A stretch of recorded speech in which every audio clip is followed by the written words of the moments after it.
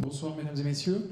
Après un week-end dernier, évidemment très riche en événements avec les rencontres du 7e art Lausanne, dans le cadre de notre programmation habituelle, mais en collaboration avec un autre festival qui est le Festival international des droits humains de Genève, qui vient de s'achever, nous sommes très heureux de vous présenter en grande première le dernier film de quelqu'un que vous le savez depuis le temps, on aime beaucoup ici, d'un cinéaste important israélien auquel on a consacré une rétrospective et duquel on a présenté tous les derniers films ici même dans cette belle salle du Cinéma Capitole.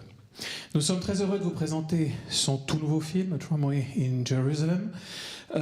Mais pour l'événement, nous allons faire comme lors de la présentation au Festival de Venise, puisque le film y a été présenté, c'est-à-dire de présenter deux films, et pas seulement celui-ci. Vous l'avez probablement lu dans le programme, la projection d'un tramway à Jérusalem sera précédée d'un court-métrage qu'Amos Gitaï a réalisé un peu dans l'urgence, et il va avoir l'occasion de nous en parler.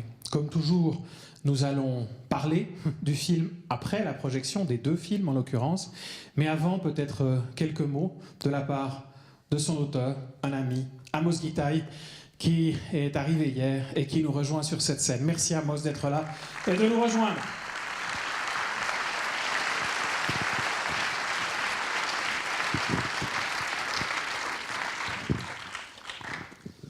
Merci Frédéric. Je dis qu'on devient comme des vieux couples.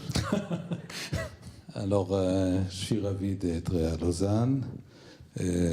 Comme tu as dit, je remercie aussi le Festival des Human Rights à Genève. Et Michel Buller, le distributeur de films. Bonjour.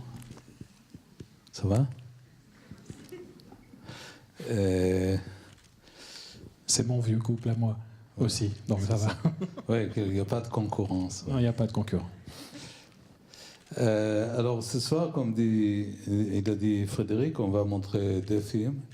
A Letter to a Friend in Gaza and Tramway à Jérusalem. Les deux films étaient faits grosso modo dans la même époque. Ils sont complémentaires dans le sens très général, parce que je trouve que des fois, il faut, comme tu as dit Frédéric, faire des films aussi dans l'urgence, parce que les bases de mon travail, c'est une démarche de citoyen, pas strictement de cinéaste, et j'aime même pas le mot professionnel. Je trouve que c'est presque une insulte de dire cinéaste professionnel. Alors, Lettre à mon ami de Gaza, qui est le premier film, c'est des acteurs palestiniens, des acteurs israéliens, qui sous le rage qu'on a eu, comme il avait l'ordre de tirer sur des manifestants non armés à Gaza. Et qu'est-ce qu'on fait? On fait un film comme un acte citoyen. J'ai souvent fait des références, par exemple dans la peinture, comme il y avait Guernica, qui n'était pas seulement un bel tableau avec de belles couleurs, mais c'est aussi un acte citoyen de rage contre les bombardements de Luftwaffe sur le village basque. Alors Picasso, il était allé, il a fait un tableau, parce que ça, c'est son médium. Et je crois que le cinéma, il peut voir cette démarche sans être indoctrinaire, sans laisser tomber les disciplines et les rigueurs formelles de ce métier, mais il ne faut pas oublier qu'on est aussi citoyen. Il faut parler de contexte. Ce projet-là, il est aussi un hommage, 75 ans plus tard, des textes d'Albert Camus, qui en 1943-44, il a écrit, comme la France a occupé par les nazis, il a écrit Lettre à mon ami allemand, dans laquelle il a essayé de dessiner le rapport franco-allemand qui va arriver après la guerre. Alors tout à l'heure, je vais vous raconter, j'étais allé voir la fille d'Albert Camus, Catherine, et je lui ai demandé d'autorisation d'utiliser le texte d'Albert Camus. Mais c'est un film assez minimaliste qu'on a fait tous les deux comédiens palestiniens et israéliens ensemble. Et le deuxième film, Tramway à Jérusalem, c'est des séries de vignettes de 36 comédiens avec 7 langues. Il y a l'hébreu, l'arabe, le yiddish, l'anglais, le français. Il y a des comédiens israéliens que j'ai travaillé beaucoup. Il y a Ella Bekassis, Liron qui était à Kadosh, Liron Levo qui était à Kippour, mais aussi des Pippo del Bono, l'italien, que tu connais bien. Absolument. Et Mathieu Amalric, le français. C'est-à-dire il y a 7 langues, il y a une polyphonie de langues. Et aussi, il faut, dans le sens formel, il y a chaque épisode qui est un seul plan, un plan séquence, qui construit cette chaîne humaine. Tout le film était tourné dans les vrais tramways de Jérusalem qui traversent la ville. Et c'est presque un film ironique et optimiste, presque. Comment peut être les relations après que le conflit va calmer. Alors on a des projets, on va parler tout à l'heure avec Frédéric. Je sais que c'est une erreur de parler trop long avant le film. Alors merci d'être ici, à tout à l'heure, merci. À tout à l'heure, merci Amos, merci. Mesdames et messieurs, Amos Gitaï, qui va me rejoindre. On peut l'applaudir. Merci. Enfin, s'il arrive à passer.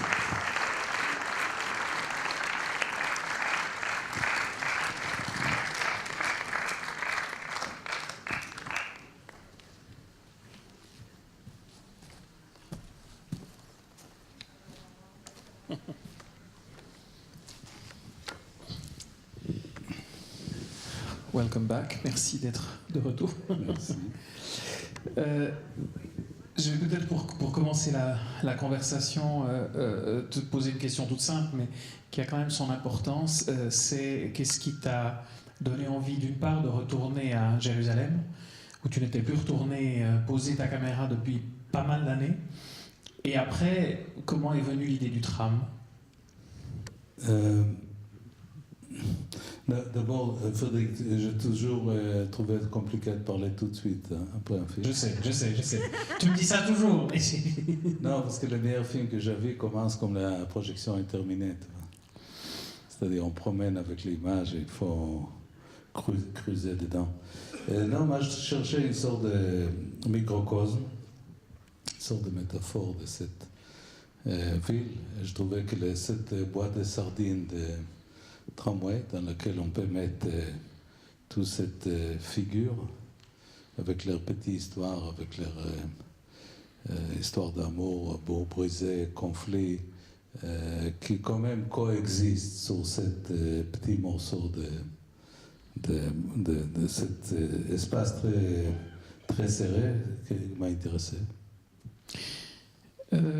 Un point qui est récurrent dans tout le voyage du tram, c'est le rapport à la musique. Parce que tu parles de conflit, tu parles d'histoire, d'amour, de haine, de gens qui se séparent, évidemment toute la relation entre les cultures et la religion, mais un point qui est permanent et qui commence et termine le film et qui revient à plusieurs moments, c'est l'importance de la musique.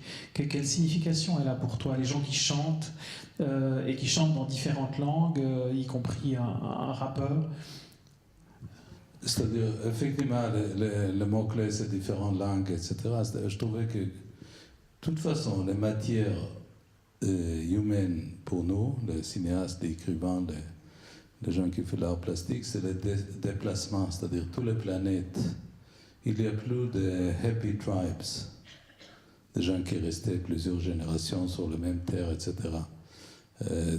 Même Europe qui garde avec cette hostilité l'immigration, c'est ridicule parce que tout est composite, tout. C'est vraiment la grande expérience humaine. Et Israël aussi, c'est un pays par excellence, c'est-à-dire il s'est composé des Juifs qui étaient éjectés par l'Europe avant. Certains étaient brûlés, celui-là qui réussit de sortir, arrivé là-bas, ils sont déplacés, les Juifs de Afrique du Nord qui était éjectée avec les vagues de nationalisme arabe, les Palestiniens qui étaient virés, déplacés par les Israéliens. Alors c'est tout un pays composite et il faut trouver un autre sens de l'humanité de cette transition de population comme ailleurs. Et je trouve que il faut toujours que l'autre existe parmi nous. Les sociétés pures, que c'est le désir de beaucoup de pays, c'est absurde. Parce que si on lutte en Israël pour l'égalité de droits aux Palestiniens, aux Arabes qui vivent en Israël, etc., ce n'est pas strictement un acte condescending vis-à-vis, c'est aussi une bonne idée pour la société israélienne même. Les pays qui sont débarrassés de l'autre, ils sont troublés. Alors j'ai envie de proposer dans cette métaphore, dans cette microcosme des tramways, une sorte de coexistence qui n'est pas toujours heureux, mais il existe. Mais le conflit humain, de toute façon, existe partout. Alors on ne va pas passer d'une situation de conflit à une situation angélique. De toute façon, l'ange, ils sont là, s'il existe. Ouais. Mais en même temps, ce qui coexiste là aussi à l'intérieur du film, c'est le propre de Jérusalem, c'est ces différentes religions, ce que tu mets en scène et que tu retrouves avec un prêtre italien, en l'occurrence Pippo del Borno, avec évidemment des juifs, des arabes, et puis aussi le discours de Flaubert, qui est extrêmement critique, extrêmement violent, que Mathieu Amalric incarne. Et toi, comment tu te ressens? Parce que finalement, il y a au fond quelque part, dans la boîte à sardines du tram, il y a deux couches qui superposent. Il y a la couche sociale, sociologique, cette difficile coexistence entre ces gens d'origine complètement différentes, et en même temps, il y a la religion qui est là. Oui, Jérusalem c'est une ville qui est très... Si une ville il peut avoir un caractère très fier d'elle-même, parce que cette petite ville, le Jérusalem entre les murs, c'est 1 km², c'est pas énorme, mais c'est 1 km², il croit, si on peut léguer ça à la ville, qu'il a réussi d'indoctriner 2/3 de la planète quand même, avec des idées d'idéologie très fortes.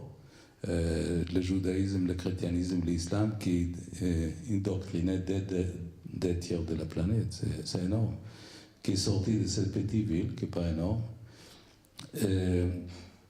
Tout ça, la signification du mot Jérusalem, qu'en hébreu s'appelle Yerushalayim, c'est la ville de la paix, mais il n'a jamais eu la paix là-bas. Alors, la paix, c'est toujours un projet d'avenir, ce n'est pas un projet de présent ni de passé. Mais cette série de couches archéologie humaine extrêmement intéressant et fascinant, que pour revenir à ta première question, tu sais, je réponds toujours oui. À la fin de la soirée, je réponds à ta première question. Alors, Jérusalem, elle est une ville extrêmement intéressante. C'est-à-dire, les gens de Tel Aviv, ils n'aiment pas Jérusalem, elle a dit, il est trop religieux, etc. Moi, comme je construis petit par petit un puzzle de façon de regarder Israël, je trouve Jérusalem fascinant. Et aussi, il y a toute cette fétiche religieuse, les mosques de Omar, les murs de lamentation, l'église de Saint-Sépulcre, et tout ça, c'est-à-dire c'est superimposé, c'est-à-dire les différentes religions, ils sont en conflit forever, mais ils sont d'accord sur une chose, c'est la géographie, qui est assez bizarre, c'est-à-dire les vallées dans lesquelles ils croient il va y avoir la résurrection de morts, c'est la même, il y a le cimetière juif, chrétien, musulman, dans la même vallée. Et les morceaux qui tout petits considéraient le Temple Mount, il a été écrasé, reconstruit, etc., parce qu'ils sont d'accord sur la géographie, qui d'ailleurs complique les choses beaucoup, parce que comment on peut séparer en géographie qu'il y a multiples traces, multiples layers archéologiques. Tu vois. Alors, moi, je le trouve fascinant. Et comme d'habitude, elle mérite un cinéma fort. Et aussi, le cinéma, ce n'est pas strictement un discours, c'est aussi la forme, c'est-à-dire comment on parle de cette ville. Finalement, on parle de cette ville presque sans la montrer, Le Jérusalem, c'est le visage des gens. C'est ça le miroir de cette ville qu'on voit à peine dans le film. Mais c'est justement ce qui rend enfin, la métaphore assez fascinante par rapport au tramway. En même temps, pour être une ville de la paix, les toutes dernières séquences, notamment cette confrontation de Mathieu Amalric avec ces deux personnages illuminés qui défendent l'armée avant tout, et lui qui essaye de parler de soleil, qui est enchaîné d'ailleurs après avec les cheveux de cette extraordinaire comédienne qui parle. C'est le son suisse. Elle est suisse, oui, d'accord. Ce rapport au soleil, ce rapport à la lumière, cette opposition, il y a quand même quelque part une opposition très forte dans le film et en permanence liée à la violence, ou en tout cas ce qui est lié à la violence, c'est-à-dire l'armée. La guerre, le potentiel en fait destin, où on a l'impression que quelque part une guerre peut se déclencher à l'intérieur du tram à tout moment. Bon, tu regardais bien le film. Merci, c'est gentil. Non, mais la question, tu sais, Frédéric, vis-à-vis le cinéma, c'est comment on peut dire les choses sans être Michael Moore. C'est-à-dire sans être démagogique, manipulateur, etc., pour les bonnes causes. Parce que si je vois des films tellement manipulateurs, je pose des questions sur les causes qu'a priori je suis d'accord avec lui. Alors, c'est ça la question, point de vue cinématographique, pas tellement thématique. Et ça, on a besoin de spectatrices et spectateurs qui deviennent interprètes, pas seulement consommateurs, parce qu'on est épidémie de sociétés de consommation, le cinéma devient plus formaté, malheureusement. Et je trouve qu'il faut quand même réengager des questions de syntaxe, de langage, de cinéma. Mais justement, dans ta syntaxe, enfin dans une bonne partie de ton cinéma, une forme qui joue un rôle important et qui là est utilisée à plein, c'est le plan séquence. C'est-à-dire un plan qui commence, une séquence qui commence avec un début et une fin de plan, que tu fais là dans un espace complètement exigu et en mouvement, donc tu rends la chose encore plus difficile. Au fond, qu'est-ce que tu cherchais avec l'idée d'appliquer le plan séquence dans ce cadre finalement extrêmement serré? C'est-à-dire l'avantage des plans séquences, que c'est un bloc temporel non interrompu, qui résiste d'ailleurs de ce montage Speedy Gonzales, dans lequel on regarde la télé, on regarde certains films, etc. Parce que le cinéma, le théâtre aussi, c'est aussi une question de rythme. C'est pas strictement le discours, le narratif, c'est-à-dire c'est un rapport entre les formes, les narratifs et les formes. C'est un dialogue entre les deux aspects. Alors, je trouve que le plan séquence, il pose cette proposition, et après, c'est une sorte de chaîne associative, mais il faut aussi rendre hommage aux 36 femmes et hommes qui étaient hyper coopératifs et qui nous fait rêver des situations qui n'existent pas tellement dans la réalité, c'est-à-dire que les ultra-orthodoxes sont d'accord de parler avec des femmes non religieuses, qui parlent avec elles à Yiddish, avec Hannah Laszlo, que les Israéliens palestiniens, même s'il y a des conflits, ils sont plutôt dans le même espace. Ils acceptent que l'autre existe dans le même espace. C'est-à-dire que le plateau de cinéma devient aussi une sorte de proposition. Et là, effectivement, c'est des séries de vignettes, que chaque vignette, il a une seule plan. C'est une sorte de chaîne associative. Et dans cette dimension du plan séquence, il y a un autre élément important dans le film qui est, je dirais pas nouveau, mais enfin qui est quand même, qu'on a peu vu dans ton cinéma, c'est l'humour. Dans le sens où l'humour, le fait qu'on puisse rire de situations qui sont en soi, je veux dire, on l'a vu dans Letter to a Friend in Gaza, il y a rien de drôle dans ce qui est en train de se passer là, et pourtant tu arrives à nous faire rire. Qu'est-ce qui t'a donné l'envie, en faisant ce film, de dire j'ai envie qu'on puisse rire? Moi, je me souviens des choses qu'il dit Mankiewicz, que comme il va très mal, il faut avoir l'humeur. Alors, je suis son proposition. Non, c'est un film ironique, des fois drôle. Ça m'a intéressé d'aller. Peut-être je vais commencer de faire des films très drôles, de comédie, etc. On ne sait jamais. On ne sait jamais. On ne sait jamais. On sait jamais. Mais il y a aussi ce sentiment quand même qui est celui, même si on a des gens qui entrent dans le tram, il y a très peu de gens qui en descendent. On a l'impression qu'il y a quand même aussi cette idée d'enfermement et d'être un peu coincé dans le tram, si je ne m'abuse. Non, tu as raison aussi. Tu sais, il y avait plein de questions pragmatiques parce que le cinéma et le théâtre ou l'architecture, moi je suis seulement architecte, comme tout ça. Alors, il y a un aspect concret, matériel. C'est-à-dire, par exemple, dans les tramways, partout dans le monde, on n'a pas l'espace pour faire notre besoin humain de corps, tu vois. Et là, j'ai coincé le pauvre comédien pendant 6 heures. Alors, il faut trouver une solution. C'est-à-dire, il y a toute une série de logistiques aussi en plus que j'ai envie de tourner dans les vraies lignes des tramways.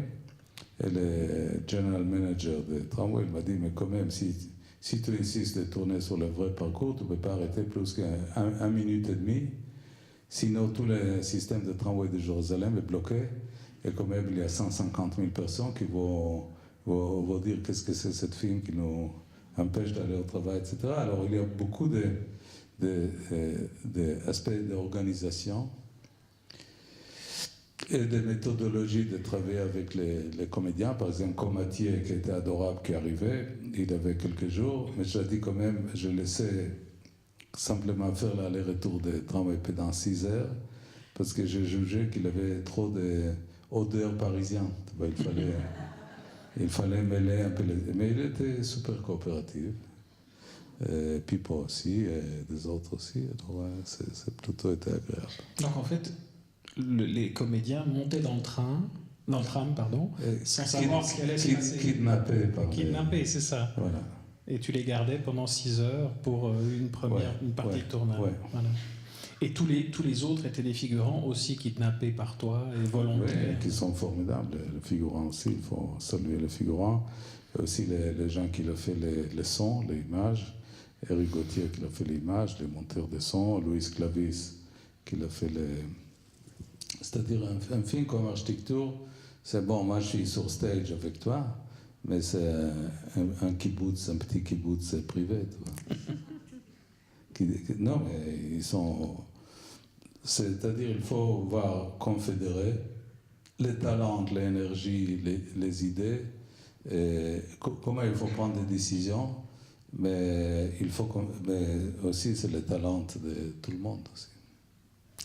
Enfin, j'aimerais pas monopoliser la parole. Si il y a des questions dans la salle, merci de lever la main et puis on vous tendra un micro. N'hésitez pas. Quelqu'un, quelqu'une.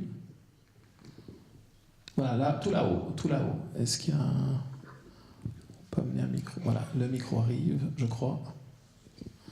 Voilà. Pardon, merci. Merci beaucoup, Monsieur Guitaille. Qu'est-ce qui est écrit et qu'est-ce qui est improvisé? Non, comme j'expliquais, c'était logistiquement un projet assez complexe, malgré qu'il est simple. C'est-à-dire, les choses compliquées, c'est toujours de rendre les choses simples. Alors, on peut pas... C'est pas des improvisations dans le sens que chacun... C'est-à-dire, dans l'époque de répétition, il y avait des idées. Il y avait un scénario que j'ai écrit avec Marie-Josée Sansem. Mais par exemple, les scènes de Yiddish, c'est Hannah Laszlo qui l'a proposé. Marie-Josée l'a proposé le texte de Flaubert. C'est-à-dire, mais ça, c'est plutôt dans les phases d'articulation de projet. Sur le tramway elle-même, il n'y a pas grand-chose qui était carrément des idées. Sinon, Eric Gauthier, il était obligé de sauter avec son pauvre caméra, etc. Alors, il y a quand même... C'est-à-dire, pour moi, l'exercice le plus compliqué de mise en scène, c'est rendre l'image humaine et agréable et qui donnait presque un sens qui échappe le contrôle. Pardon? qu'il échappe le contrôle. C'est-à-dire comment on peut faire la mise en scène sans qu'on sente la mise en scène trop rigide. C'est ça l'exercice qui est compliqué, de la rendre fluide, etc. Autre question, je crois qu'il y en avait une derrière, juste derrière. Voilà, madame, juste si vous pouvez lui donner le micro, merci. Merci beaucoup, un très beau film. Ma question est la suivante. Vous portez un regard à la fois très tendre et critique sur votre société. Parfois, on bascule même dans la caricature quand on voit les orthodoxes ou la maman juive. Comment vos films sont-ils perçus chez vous? Est-ce qu'on considère parfois que vous allez un peu trop loin dans votre regard sur votre propre société? Écoute, il y a certains qui l'aiment et les autres pas.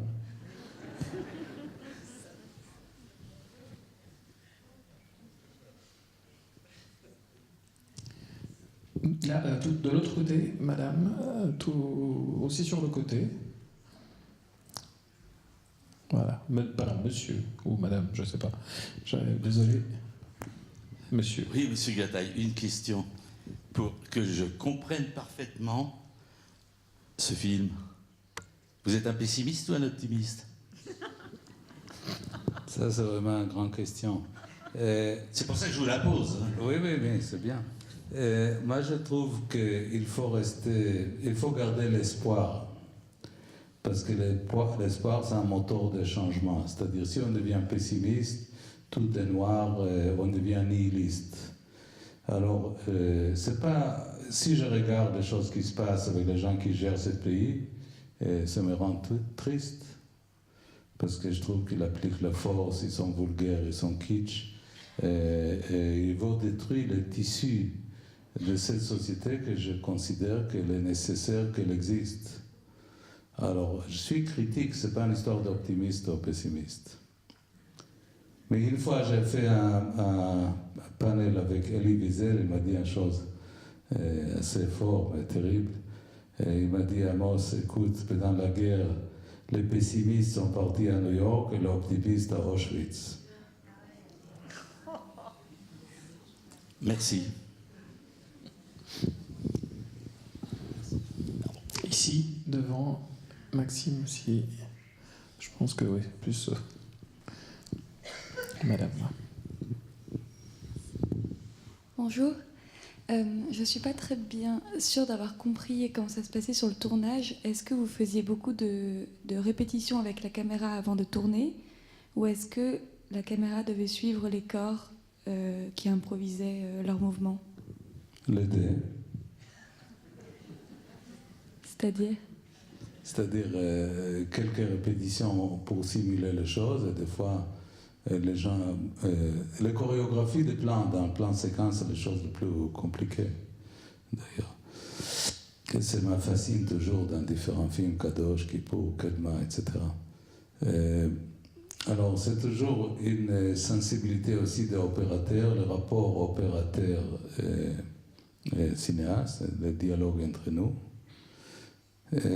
C'est une sorte de chemistry assez particulière. C'est pour ça que je trouve qu'il y a des choses qui passent dans ce rapport intime, on peut dire, même s'il n'y a rien de sexe, entre les différents paramètres interlocuteurs de ce projet.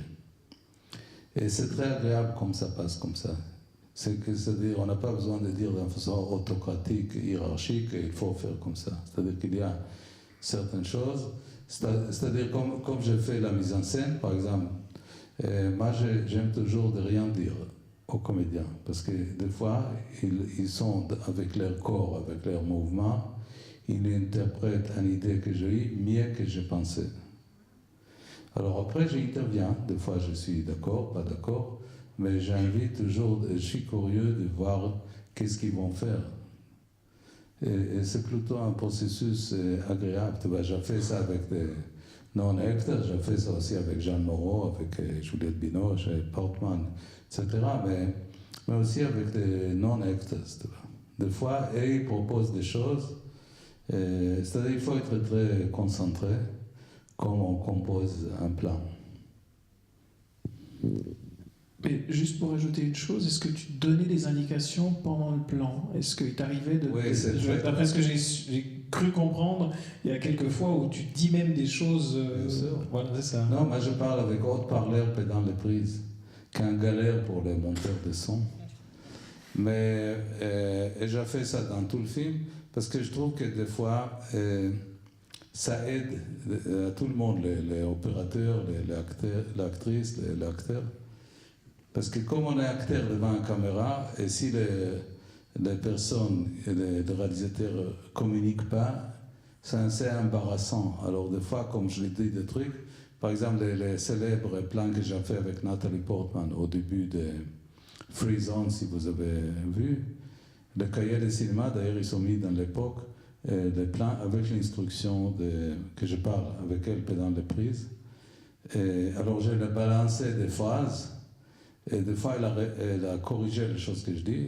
Je t'ai dit ça, elle a dit meilleur que mon idée d'origine. C'est-à-dire, mais je parle tout le temps. Maintenant, il y a 3 grandes archives qui traitent mes râches. Parce qu'à Lausanne, il y a Frédéric, elle a lancé des restaurations de mes films avec Bruxelles, qui vont restaurer des premiers films.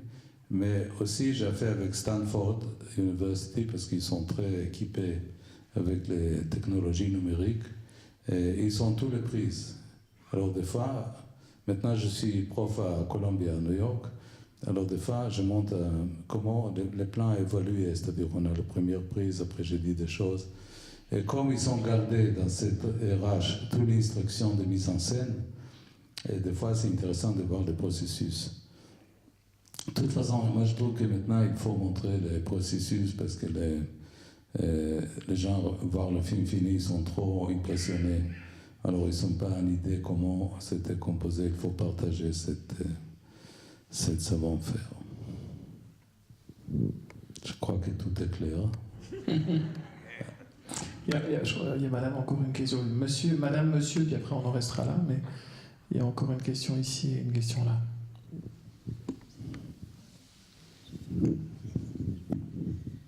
Oui, bonsoir.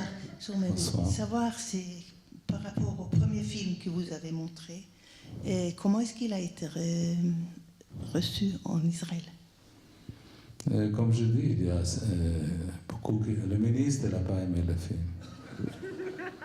Oui, c'est la culture, hein, donc